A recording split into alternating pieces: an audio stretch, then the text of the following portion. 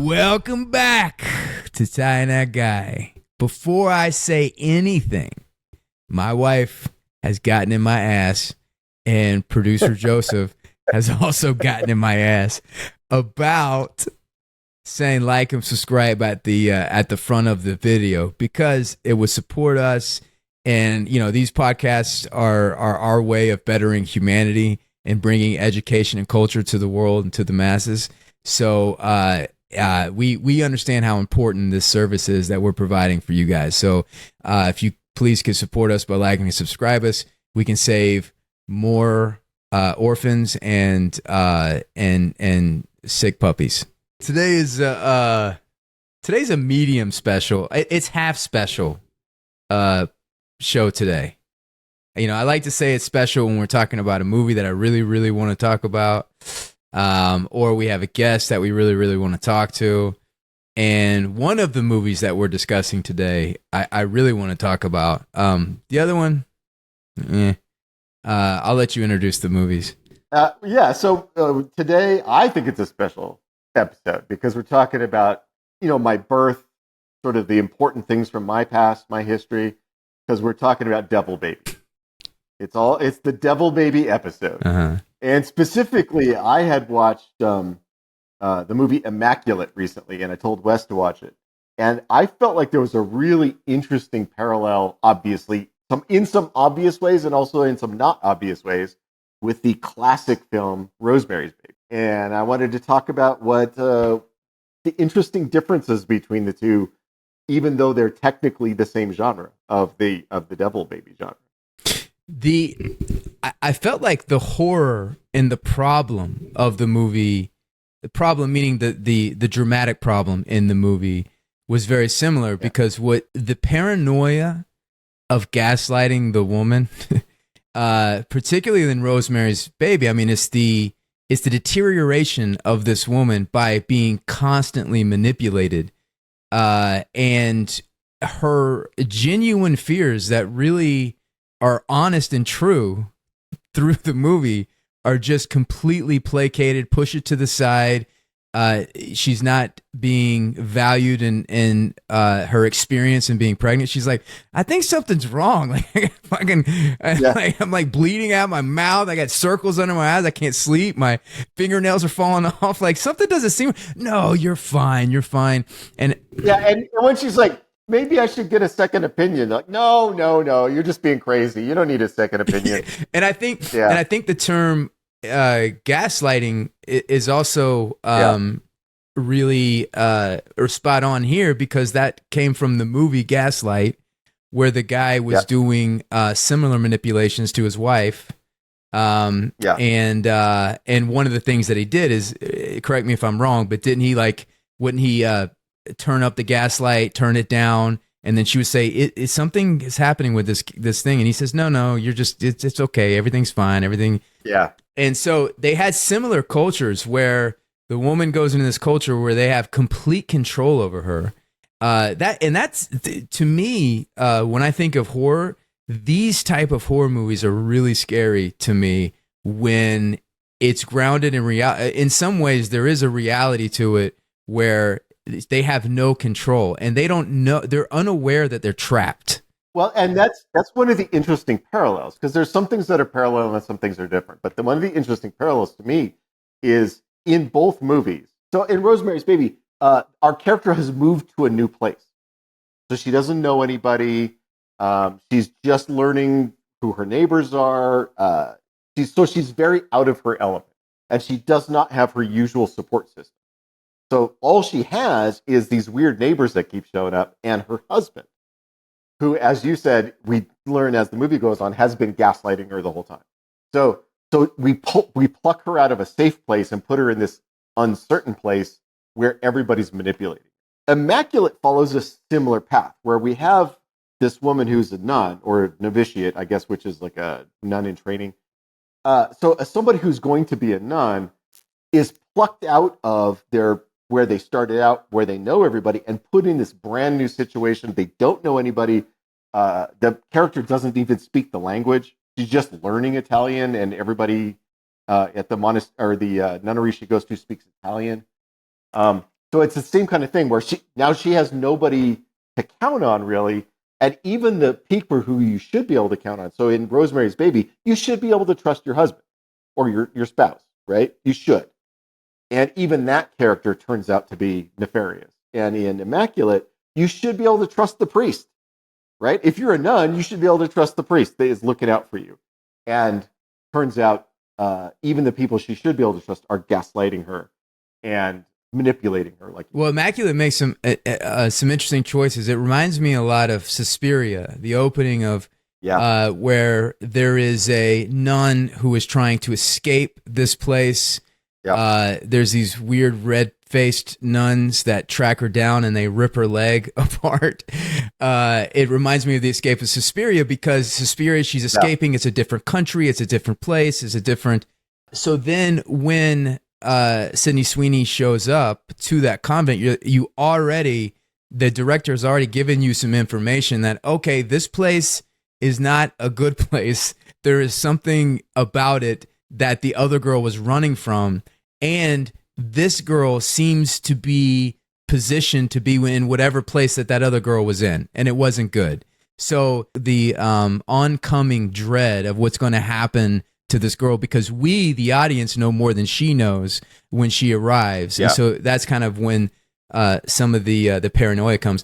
Now, the thing about Rosemary's Baby is I think it unfolds a little differently. And I think, so for me, I think Rosemary's Baby to me is a masterpiece. I think it's a classic. It's one of the great horror movies. I can watch it any time, any year. But it's genius how she slowly gets wrapped up in this prison. And the first step of this prison being wrapped around her is this amazing apartment that is massive, beautiful. And so they find this rent-controlled apartment. Now, I think Roman Polanski, who directed Rosemary's Baby, is genius. This is extremely well-directed movie. This is the movie that launched his career mass. Now, he had done stuff before this, but this is the movie that was a gigantic international hit that turned him into a megastar director. One of the things that Roman Polanski understood very well is Hollywood and actors in New York and actors. And John Cassavetes, who plays Mia Farrow's husband, is an actor. And John Cassavetes is my worst fear, because this is one of the so accurate, and it makes me laugh. It's almost like a comedy for me, because the way that, so when they first get in the apartment, there is a bit of backstory that's giving from the other place they used to live, where there's a covenant that used to be involved with this building, and it has ties to Europe, and you learn a little bit of the backstory, and they're like, listen, there's bad shit that happens everywhere. This place is rent control and is huge, so we're going to move in here. But at this point, John Cassavetes was not on board to the manipulation and then the use of the basically sacrificing his wife's body to this covenant. And you see him get seduced, and it's so fucking easy to seduce him. So there's this great scene when they're at the dinner table, and the old couple that lives next to them, and I know we're not going to do scene by scene, but I just want to, just for John Cassavetes, just this one scene. And they invite them over for dinner. Basically, they're feeling out Mia Farrow, if this is a body that they're going to use, and how are they going to do it? How are they going to manipulate him? Because they're a covenant and they want to grow Satan in her belly. So they're at dinner, and they immediately identify the weak link of the two. And that's the husband.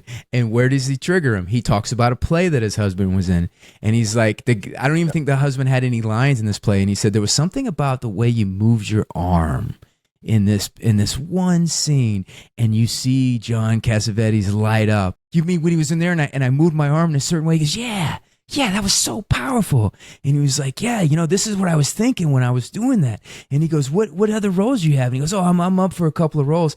So the beginning of the scene, he did not want to go to this dinner. He didn't want to be there. He wanted that. But as soon as he started talking about his part in this guy's performance, then he became obsessed with this guy. Yeah. And then he takes him off to the side. He starts talking to him, and we have to kind of project what they're talking about. But what he's talking about is how great of an actor is and how he should be at a certain thing. Now this guy's he's seduced him. Yeah, he seduced him, and now he's hook, line, and sinner at the end of the dinner.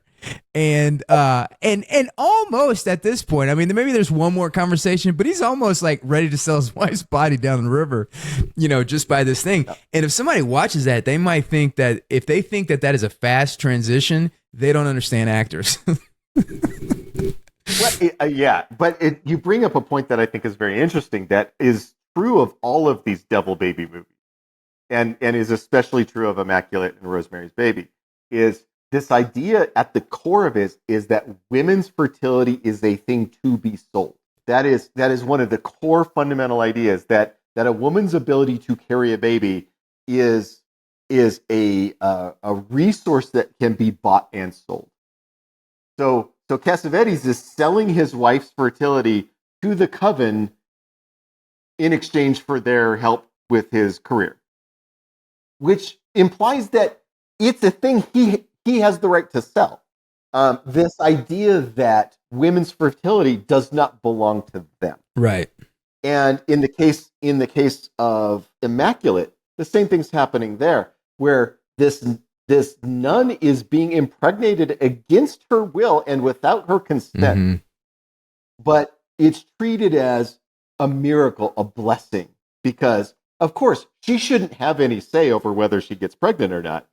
Women that's a thing that just happens to them, and that's just their lot in life. And it's a very interesting aspect of these movies that is a foundational belief in them. Because I think there's a deep horror in that. I think that I'm a big believer in medical autonomy. I cannot stand anybody or anything telling anybody what they should do with their body, And so what really is one of the most kind of shocking scenes in Rosemary Berry is one of the most underplayed, because she ends up being drugged.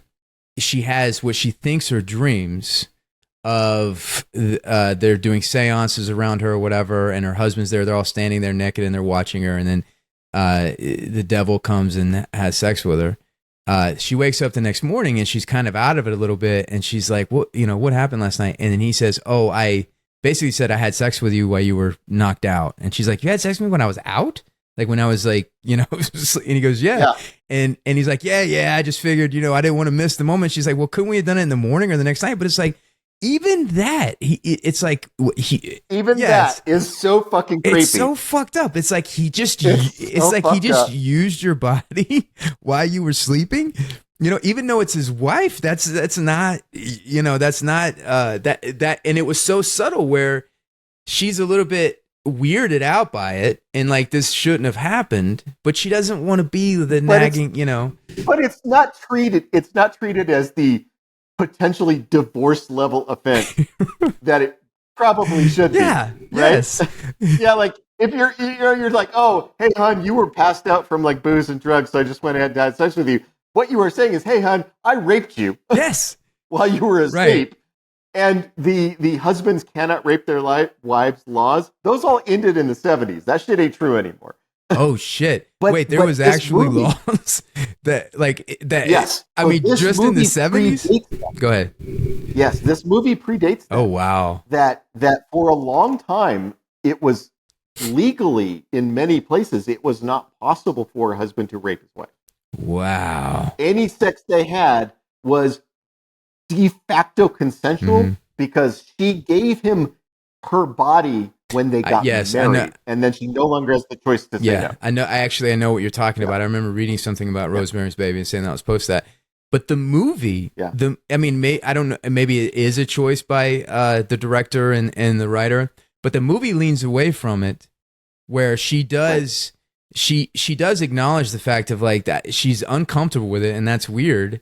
And he's like, because she has scratches all over her body, and he's like, he goes, I already cut them. I already cut my nails. Sorry about that. It got a little wild. And she's like, well, you did it while I was out? And he goes, yeah, it was kind of weird. It was kind of like kooky. Like he felt like kind of kinky. And it's so all right, Bill Cosby. Yeah, it's so it's so wrong. But that's like the first transgression against her in these cascading long line of transgressions that begins at this point. Yeah. And in the movie, ultimately, and in Immaculate, the issue is you have a nun who, obviously, if you're a nun, you're not supposed to have sex. This nun goes to this new nunnery where nobody knows her and discovers that she's pregnant and has no memory of ever having had sex. That, like, there's no reason that should be true, and is expecting to get in a lot of trouble for it. But then it gets weirder from there when everybody acts like it's a blessing from the Lord, which is very strange. But in both cases, the central horror for the female character is the complete removal of agency. The idea that the women in these stories are a commodity to be bought, sold, and traded, and their opinion on what's happening is irrelevant. The way it works in Rosemary's Baby is they've been trying to have a baby. She and her husband have been trying to have a baby. And so when she gets pregnant, even though there's a lot of weird circumstances around it, it's still a thing she wanted. So she's still like on board because of it. In Immaculate, the thing that's driving the story is of course she's Catholic, so terminating pregnancy is out of the question, right? Because of a religious belief. Mm-hmm. So in both cases, the story finds a way, the plot finds a way to trap these women in these decisions that were made for them by someone else that now they can't get out. And it's, again, both cases, it is taking agency away from the character and turning them into a commodity that's been bought or sold. Right. And every step of the way, she's not listened to. No, because her opinion is irrelevant. Her opinion is irrelevant, and the way that the way that they kind of hero worship her after she's pregnant, the way that they revere her, that is almost dehumanizing her as well, because it's not her, it's the thing in her belly. And so when they want to take care of her or not have her do hard work or any of that stuff, they don't. It's not about her. It's about the thing that they have in her belly that is growing. I think what's interesting is like the triad of the men, right? It's the handsome bishop guy. Then you have the main cardinal. I'm not Catholic. Is he a cardinal? The main guy that kind of runs the parish or whatever. And when she has, there's a lot of when she's getting what is it called when she's getting, like, she has her big ceremony when she's in the church and they're like bringing her into the church. Yeah, whatever the ceremony is where you're confirmed as a nun. Right. I'm not sure what that ceremony is. And so even how the priest, like, it's the symbolism of like the priest having his hand out with the ring and then it's total, like, it's definitely like kiss my dick. I mean, that's what it looks like. And then the director was very clear on like what this thing is, and what there's a definite like she's on her knees and like subjugating and all of those things, and the paranoia growing around the lack of control of her body is horrifying. I think the setup in Immaculate was done very well. This is another great parallel between the two movies, because in both movies, both of these women, Mia Farrow and Sydney Sweeney, in the two separate movies, have legitimate concerns about what the fuck is going on. Right. That they bring up multiple times. Right. And in both cases, their concerns are waved away, their opinions are ignored, and they're just told to shut up and go along with the program. Right. In both cases. Now, what was the conflict with the other nun that was rude right away, and she ends up trying to drown her early on? So what they imply, they never come out and like, I mean, maybe they do state it outright. Well, because she says it was supposed to be me. She was the one they had tried to do this with before, and it didn't work. Oh. So she was the one who they tried to get the devil's baby into. Well, in this case, it's not the devil's baby. It's Immaculate is different, but they tried to get the baby into, and it failed. Mm-hmm. And so she's jealous because now Sydney Sweeney is getting the position she thought she should have. So I thought that there was something. I thought that she was next in line to try, and that there was something about Sydney Sweeney that they found more attractive for whatever the thing is that they're doing. So they bypassed the other girl, and they used Sydney Sweeney within that. And maybe that is what they're implying. I just know that the other girl felt like she was the one who was supposed to be getting this honor. She didn't get it. It went to Sydney Sweeney instead. That's the source of her unhappiness. Yeah, because like if I was Sydney Sweeney, I'd be like, no, let her do it. It's fine. Let her do it. It's fine. I'm totally cool with that. And then the other nun that smoked, the kind of rebellious one, the one that I even feel, even the way it was shot, the relationship I was built, even like there was some kind of a deep connection between the two. When she sniffs out right away that something is not wrong. She does not like the idea that Sydney has zero control of her body. She's like, what is this thing? What is this immaculate conception? Why is everybody treating you this way? This is all bullshit. I know when a man is lying to me. I know when you guys are lying to me. So she's the one that rebels against these manipulations and controls around Sydney Sweeney, and she does it for the good of her friend. And she's also, interestingly, the way the movie portrays her. And again, so one of the things I liked about Immaculate, and maybe, you said you didn't love it as much, but you also said you were super tired. You may have missed some of the details. Mm-hmm. One of the things I like about what they do in Immaculate is very few things are stated outright. Mm-hmm. Everything is just sort of implied. Mm-hmm. And one of the implications that they do in the movie with her friend, the rebellious smoker friend, is you get the sense that her friend is not a true believer. Her friend is a nun because if you're a nun, you get out of the bad situation she was in, you get educated, you get a place to live, all of that stuff. She's a nun because being a nun is like a job.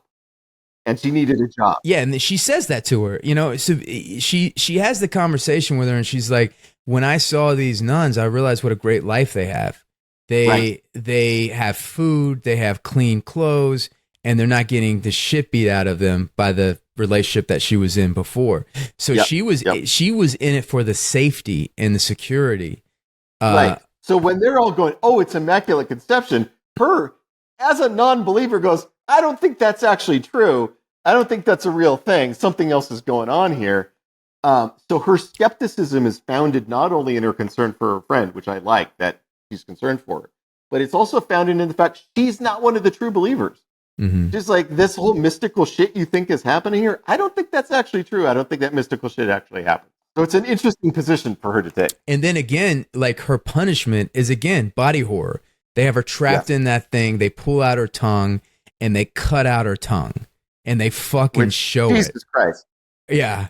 They take a knife and they have to saw that motherfucker. It's not like it's not like a scissors or a guillotine. Like they're like sawing it back and forth and it pops that tongue out. And it's again, I mean, it's symbolic of like speaking out, speaking the truth, what happens. And again, like the lack of control of the body. And that's the thing about this covenant, even the thing about Suspiria or even the thing about Rosemary's Baby. These kind of horrors are very effective for me because I do not like being in control of my environment. I do not like the idea that she can't do, she doesn't have any agency to do anything, that she can't leave. She can't, they control her diet, what she eats. She can't see a doctor. She has zero control and she's in this institution. I'm well aware that you do not like having other people tell you what you're allowed to do with your body. Because I remember when you came to work with a sprained ankle from the martial arts training, you were contractually obligated not to do. So I know you don't like being told what to do with your body. No, I don't. No, you need to be seduced. You got to be sweet talk. Yeah, I got to be sweet talk. I'm easily manipulated. Going back to the stupid people thing. Yeah. All I got to tell you is your acting is good. You'll be blowing me in a second. Am I that transparent? Yes. That transparent, yes. But I agree with everything you're saying here. That again, it is the removal of the tongue, or so the woman who speaks out of turn, her punishment is having her tongue taken. Yeah. So it's very on point for, like, they're not hiding the illusions here, right? I mean, like, oh, you spoke out of turn, so we're going to take away your ability to speak ever again. Right. Right. It's that kind of thing. Yeah. And that's why I'm so interested in this genre of movie, and why I was very surprised by how much I enjoyed Immaculate, because I didn't expect to like it that much, but I really liked it, and how neatly it fits into this genre of the devil baby story, the devil baby style story. You know, Rosemary's Baby being the most, and the reason we're talking about Rosemary's Baby, I think it is the most famous of this. But I even think the genre is more specific. I think it's the feminist Devil Babies movie, because there's other Devil Babies movies that doesn't say what these movies are saying. And these movies, yes, you know, if this movie, The Immaculates, has a little bit more of the fourth wave feminism than the Rosemary's Baby, but this is very much in the same. I would even put Handmaid's Tale within this genre. Yeah. Well, Handmaid's Tale is Handmaid's Tale is telling a story about loss of control over your body through religion, religious control, and through religious control, and through impregnation. Mm-hmm. This idea that by impregnating women, we claim ownership over them. Mm-hmm. Now they belong to us because we've impregnated them. Right. And this idea that fertility, a woman's ability to conceive, is a commodity to be bought and sold. Right. Very much a Handmaid's Tale theme. Mm-hmm. Absolutely. The only thing the Handmaid's Tale doesn't have is the devil, supernatural element. Right. But it does have some devils, because some of the men in that story are pretty fucked up. Yeah. So the devils might not be like the supernatural version of that, but there's definitely devils. And I actually think so. Where Immaculate starts to deviate from Rosemary's Baby is that Sydney Sweeney's character is way more active and takes matters in her own hands in a different way than Mia Farrow does in Rosemary's Baby. She does. Another interesting thing about these movies, and Rosemary's Baby does a little bit with this, but Immaculate really leans into this, is that a pregnant woman, especially a late-term pregnant woman, is incredibly vulnerable. Mm-hmm. She can't run fast. It doesn't. If you were an athlete before, mm-hmm. when you're 8 months pregnant, you're not an athlete anymore. You're not running fast. You're not climbing.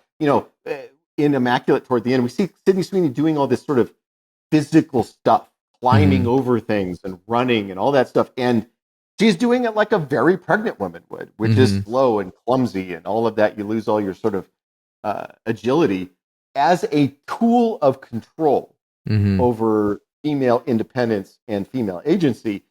Keeping a woman pregnant keeps her from certain physical activities, mm-hmm. right?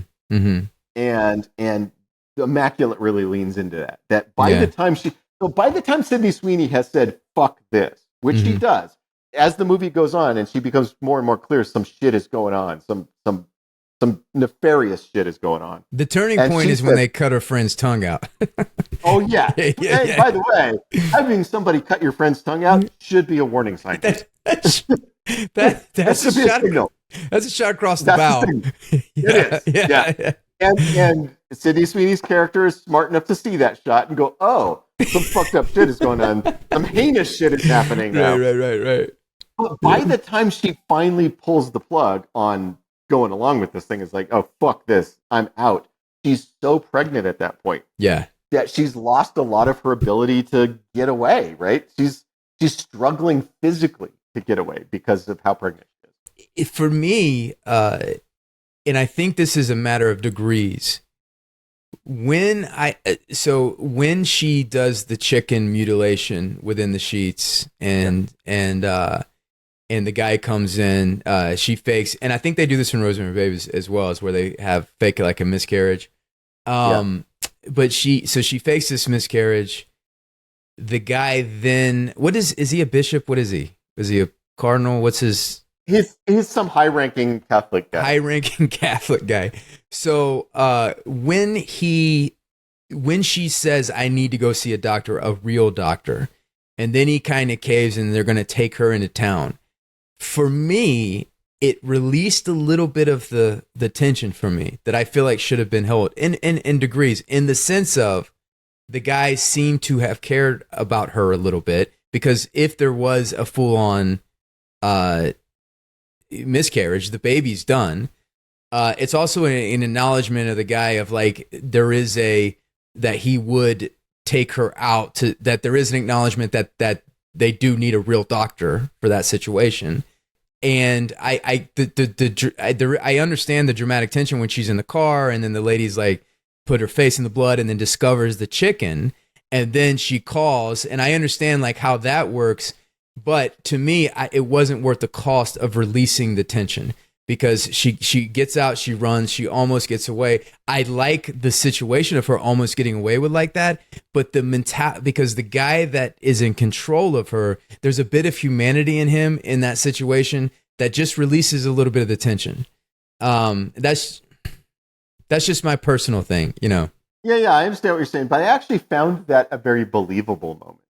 Right. So maybe it's maybe for you it was not a great move plot-wise or tension-wise, but for me, that so there the other side of that is when when somebody's really obviously doing something that a normal person wouldn't do, then they kind of, for me, it's easy to tip over into being like a mustache twirling villain. And the fact that he saw that and went, yeah, we do need to take her to a doctor. She could die of this. I'm like, okay, so these are still people. And ultimately, and by the way, spoilers, Joseph put a spoiler warning at the beginning of this podcast because we're going to spoil some shit. The other thing that's happening here is we come to discover that these guys they're not devil worship.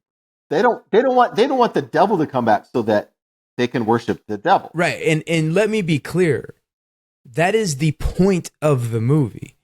For her, the way that scene plays out is in line with how the movie unfolds and who everybody is. Yeah. And that is the point. It's their dogma that is scary. The false beliefs that are scary. They're not evil. They actually think they're doing the right thing. And they think they're doing the right thing. And that is what that dogma and everything is, what the horror and the fear comes from. And I get it and I understand it. And I think it's an interesting choice and it's an interesting movie. For me, watching it, it lets a little of the fear out, because when I see humanity, and even as the thing progresses, and it's like, oh, they're not trying to grow Satan inside of her. They want to grow Jesus. And like, you know, and if that nun before did have a failed miscarriage and they don't kill her and there's nothing like that and she can still live and be a nun, it just releases a little bit of tension for me.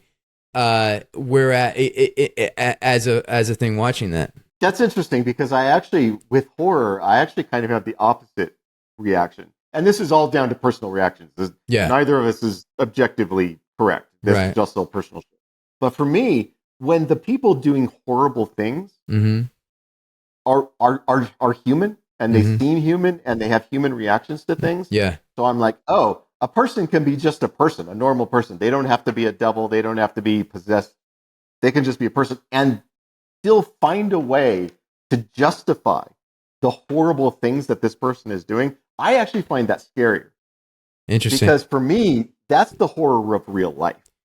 Having come from a very dogma-driven background and sort of what I describe as a culty upbringing, I saw all sorts of things, terrible things people did. Not like this, not like impregnating girls or torturing or cutting out tongues.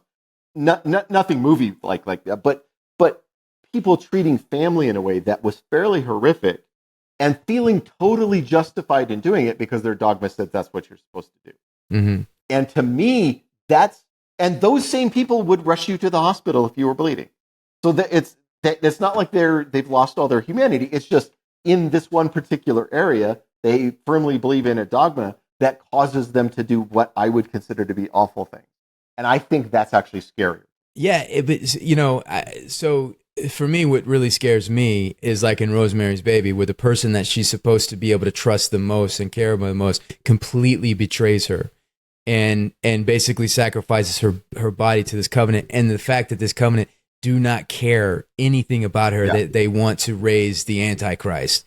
So when this guy is actually going to take her because he doesn't want her to be hurt to the doctor, I realize in that moment is if the worst thing that can happen is she has to go through this pregnancy and they take the baby and they raise it and they think it's Christ or whatever, and she'll be a nun. They'll probably treat her like Mary, you know. They'll probably should be, and it's not her and it's false and it's all those things, but it's not as scary as some of the other outcomes in movies that really scare me. I'm like, okay, at this point, if she just the worst thing that can happen is she gives birth to this kid. And that's what's gonna happen. So the reality is like it releases some of the fear, but it also is interesting. It's an interesting choice, and it makes. But the rest of the movie has now not a scary movie to me. It's more about interesting to see what other choices they make or what happens next, as opposed to it being like horrifying. Which leads to so we can let Joseph go home a little early because we're getting toward the end here. Which leads to, I think, the most interesting difference between the two movies, which is the ending. Mm-hmm. And again, huge spoiler warnings. If you haven't seen Immaculate Rosemary's Baby, we're going to spoil the shit out of it. But the end of Rosemary's Baby is she gives birth to the baby. You have this look of horror on her face, but that's it, right? So we don't see the baby. We see her reaction to it, and she's looking at it with a look of horror. But that just so we go out of the movie on her, right? Mia Farrow's face is the last thing we see in that movie. Immaculate, also, the last thing we see in the movie is Sydney Sweeney. Mm-hmm. But it goes one step further than Rosemary's Baby did in a really interesting way, I think, because she gives birth. She's by herself out in the woods. She's gotten away from the crazy Catholic cult guys. She gets out in the woods. She gives birth to the baby. We see there's some horror in that because it comes out and then she's like chewing through the umbilical cord and just like, you know. Well, it stays on her face screaming for like 5 minutes as she squeezes the baby out. Right? Yeah. And it felt like watching somebody give birth in like caveman days. That's probably how it was. Yeah. Like the woman just stood there screaming for 5 minutes and then she bit through the umbilical cord. And like it felt like super caveman level birthing, right? And then she looks at and again, we get the sounds of the baby, but we never look at it. We get the sounds of the baby, and we get Sydney Sweeney's look of horror, and it feels very Rosemary's Baby in that moment. Then we keep going, and she goes over, she picks up a great big rock, she comes back, and we just see her smash the shit out of whatever's laying there on the ground. Right. And that redeems everything in the movie for me. Like, that moment is, fuck yes. How come no one has ever done this before? How come nobody ever was like, because there's this idea that like once you've given birth to the demon baby, but you see that, oh, it's my baby. It's like, no, it's a fucking demon, but it's my baby and I want to take care of it. Yeah, but fuck that. She looks at it, she goes, that's a fucking demon baby. I'm not going to fall in love with it and take it home and take care of it. Is it a demon? So I felt like the movie was saying something else, and I could be wrong. Because what we just established or we talked about is that this guy is basically taking the DNA from this ancient bolt that was put through, they think it's Jesus's feet, and he's using that. It's like Jurassic Park, like it's a Jurassic baby. They're basically taking the DNA of that blood and they're impregnating with her to create that human, hoping that it's the new Christ. They're hoping that they're doing this thing to be the new Christ. So what my take is like they completely violated her body without permission, without her being involved with. They manipulated, they used her as if she didn't exist, if she's a thing to be used. And they created this baby thing in her and it came out, and his whole thing is like they walked past 12 different fetuses and he kept failing and failing. Well, he finally made it work this time, motherfucker.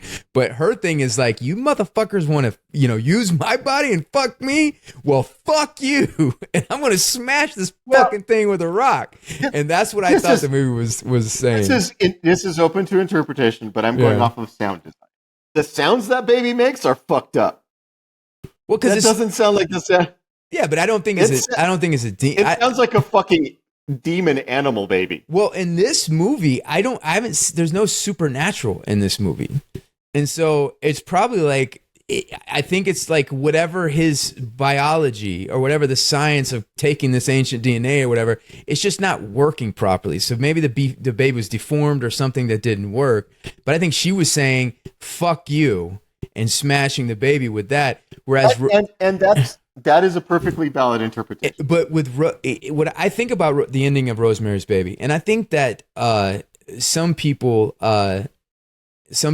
like interpret the movie, and maybe this is the right way to interpret it. But I didn't read the book. Did you read the book? I haven't read the book. No, I never have. So, but basically, she shows up. She's surrounded by this covenant, and she sees the devil baby, and she's horrified by what it is. And they're basically like, "You're the mother. You need to raise her." And there's two different. And the first interpretation when you watch it is that the mother's instinct is so strong that she cannot help but be the mother to that baby. Yes. But I have read other interpretations where it's more about survival. It's more about her being so controlled and broken down by these people. They've basically beaten the identity out of her. And this is because right before this happens, she thinks that she lost the baby, and they made her feel like it's her fault. They made her feel like you're the one that lost the baby. So she was completely and utterly devastated. And it seems like they were building this psychological attack on her. So then she was so empty inside. When she sees this, she's going, their suggestions of being a mother being subliminally put in her head is like, okay, I'm going to do this because the guilt and shame that she felt, but it's like a ricochet from that, or a momentum shift from that, which I think is sad and more powerful and more scary, because it's the continuation of the manipulation. I hadn't thought of that interpretation before, but I could see the argument for it. Yeah. But now, Sydney see, for Sweeney, me, she did fucking smash that baby with a rock. She's like, fucking slam that bitch down. Now, for me, so my takeaway was there is supernatural all through Immaculate, but it's subtle. It's not overt. It's obviously there's not demons running around, that kind of stuff. But we see stuff that is hard to explain naturally happen a couple of times. So you have the two axes that a lot of people put in these movies are science and faith, right? Which they don't have to be opposites, but a lot of times movies will posit them as opposites, right? And so you have she gets pregnant. Everybody's like, oh, it's a miracle. It's an immaculate pregnancy. It's a miracle from God. It's supernatural, right? And then you have her friend, who's the skeptic, who is not into the supernatural part of this, going, I don't think that's right. And then we discover that the skeptic is right, that the guy who impregnated her has been doing science. He's been doing experiments. He's been doing genetics, right? And figuring out how to make this pregnancy baby. But in the case of this movie, in the context of this movie, I'm not talking about the world at large, but only in the context of this movie, that right there is maybe the biggest violation of faith. This guy's not waiting on God's timeline. He's moving it up to his timeline. God has a plan, but I'm tired of waiting for God to do his plan, so I'm going to force his hand, but using science to force this thing to happen that isn't happening soon enough for me, where Jesus comes back, right? And I think in that moment, he's the one who brings in the demon. He's the one who opens himself up to demonic influence by making the choice that he makes. And I think if there is a demon in Sydney Sweeney's baby in this movie, it's the demon that guy summoned by his lack of faith and by his subversion of God's plan. That's my reading. That's an excellent point. And maybe metaphorically, I can see, I think the movie is more grounded than that. And the reality is I was having a hard time understanding his motivations, because he was supposed to be a man of faith. And it's like, well, if you have faith, then this is what God is supposed to do, and nobody can do it better than God. So, and you obviously keep fucking striking out. So what exactly is motivating you? Is it really doubt? Is it doubt? So you're trying to prove to yourself this thing that you devoted your life to, the thing that you're doing. And I think that he impregnated Sydney Sweeney with a deformed little baby. And I think that what Sydney Sweeney is doing is basically the baby is the representing her faith, like the crushing of her faith, the reality, the her unveiling that she believe that none of this is real, that this is and it's become perverse in their minds. And so the thing that this dogma created inside of me, which is the thing that I'm going to destroy. The nice thing about this movie is it does not insist that one point or another is right. Mm-hmm. It presents you with the things that happen. It leaves enough mystery in there that you could come to multiple interpretations of what's happening, and that's interesting. Mm-hmm. And I think when you watch the movie, you'll come away with an idea what you think happened. And I think all of those conversations about what it's about are interesting conversations. Do we have a top 5 today, Joseph? Yes, we do have a top 5. Top 5 devil, baby. Yeah. I think of this list, the granddaddy of them all, the rightfully most famous and most revered one is Rosemary's. Yeah. Which is still a classic. One of the great movies of that era. It's still so good. Yep. You know, I'm a huge House of the Devil fan, but I don't know if you're a House of the Devil fan. Wait, is that the Lowry guy, the guy that's doing the Maxine movies, the House of the Devil? I think he directed House of the Devil's Ty West. Ty West. Yeah. So he that's the one movie of his I have not seen yet. And I'm not saying it should be in the top 5, but I have great affection for that cheesy 1970s horror fest, It's Alive. The covers were great. And the ads that they put on TV. Hey, Ty, I think The Omen should go up there. I think it's one of the classics of this genre. I'm fine with that. I really like The Innkeepers, but I don't know if I would put it in my top 5. Demon Seed. Demon Seed isn't really a devil baby, though. Demon Seed is like a computer devil baby. Now, I have seen Grace, and by the way, I love Grace. Grace is fucking horrifying. But it's not so much a devil baby as like a monster baby, but it is a fucking horrifying movie. Yeah, if you haven't seen Grace, Wes, definitely watch it. Definitely watch it. That movie creeped me the fuck out. Go down to the bottom. Bless the Child, Blessed Mother. Is that the Jennifer Lawrence one, Mother? I hated that movie. That's not a demon baby. I hated it with a passion. Delivered, false positive. Why do you hate Jennifer Lawrence so much? I love Jennifer Lawrence. You should be nicer to her. Love her, hate the movie. Bed Rest, Stillborn, Devil's Due. Should we put Immaculate up in there, I assume? Well, Wes didn't like it as much as I did. I think it's great, but he's not. I like it better than these all of these movies pretty much. Of the ones that are left on the list, my 2 favorites would be House of the Devil and Grace. Neither of which you've seen because you don't actually watch good movies. I would say let's do House of the Devil, and that becomes one of the next things that Wes has to watch. That's Wes's Wes's assignment. Then I have to, and then maybe House of the Devil could be a movie thing that maybe we'll do like Devil Baby July. or we could do all the Ty West movies. But that would mean you'd have to go to the theater, Ty. No, I'm not going.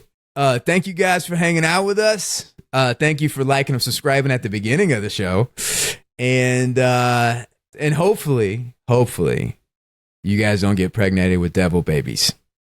Say goodbye, Ty. Well, or hopefully some of you do. Well, it depends on which ones I'm talking about. You know what? I was being prejudiced because maybe some people want some devil babies. So hopefully the people that don't want devil babies, that aren't into devils. That's right. So here's what we hope for you. We hope that all of your devil babies were consensual devil babies. Yes. That's what we hope. Yes. Yep. That will be our outro from now on, that we hope all devil babies are consensual devil babies. Yes. That's the change we want to bring to the world. Goodbye, Ty.